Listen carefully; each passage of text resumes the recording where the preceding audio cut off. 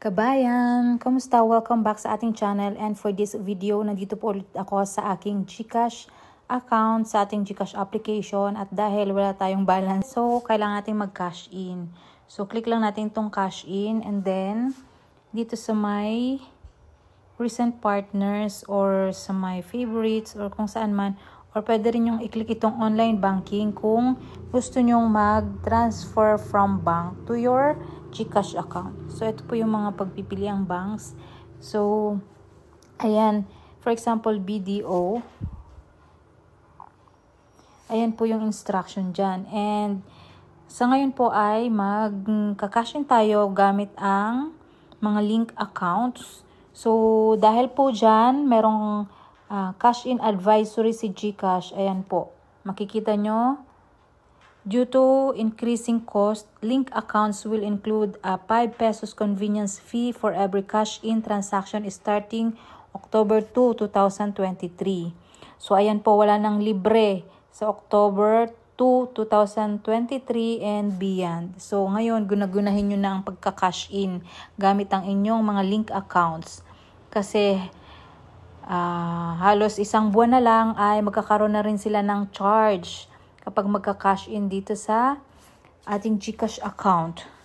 So, ayun. So, nagpapa-cash in, cash out din po ako minsan kapag merong clients. So, starting October 2 ay mag-increase na rin ako. Kasi 10 pesos lang po yung charge ko every 1,000. So, mag-charge na rin ako ng higher sa 10 pesos kapag na-implement itong 5 pesos convenience fee.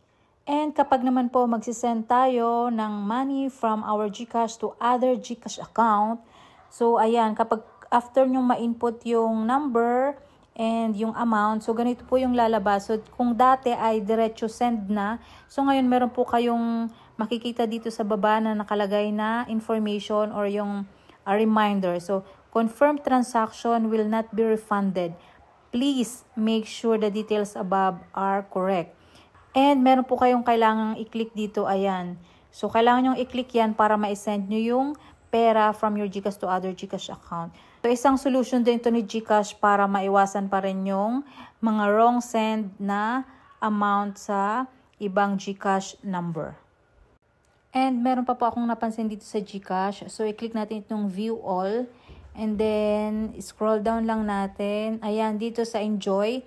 Makikita nyo po dito ay meron na rin siyang nakalagay na jobs. So, click natin tong jobs. Pass a job, refer a job, earn GCash. So, ayan. Hindi ko pa siya naaaral pero bago to sa aking paningin dito sa GCash application natin. So, i-check lang natin later kung para saan ba to. So, pwede kang mag-apply or pwede kang mag-refer. So, ayan, merong mga trabaho na ino-offer na si GCash. So, ayan. And ito pa pong isa, itong earn money. So, wait lang natin. Ayan. Connected siya sa Connected Women, Test the Civil Service, Field JobNet, Online Jobs. Ayan. Hustle, Gigs, and Careers for You. So, meron na rin siyang mga incoming gigs, part-time work. So, abangan natin yan. And then, quick rewards, tasks, and surveys. So, later on, pag meron na, so, check din natin to. So, marami na palang bago sa GCash app.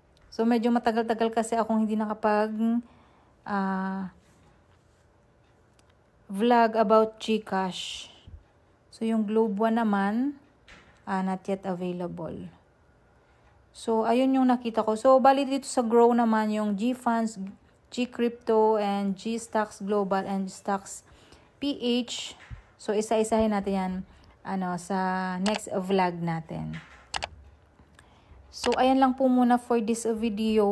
Thank you so much. Bye-bye.